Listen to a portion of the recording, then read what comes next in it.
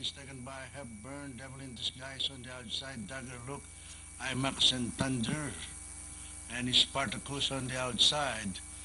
And nearing the far turn, Hepburn by 3.5 lengths, followed by Devil in Disguise and Thunder moving up on the inside, Dagger Look on the farther outside, Spartacus and IMAX. But it's still Hepburn in the lead. It's Hepburn by 3.5 lengths, followed by Dagger Look in second, and Thunder moving up on the inside. And rounding the far turn, it is still Hepburn by 2.5 lengths. And closing in second is Dagger Look, Thunder. Entry number 1, IMAX Spartacus in between horses. The last bend for home. It is still Hepburn in the lead, followed by Dagger Look and Thunder moving up on the inside.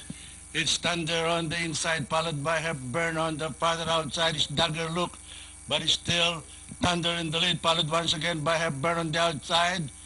It's still Thunder in the lead. It's Thunder, followed by Hepburn and Dagger Look on the farther outside.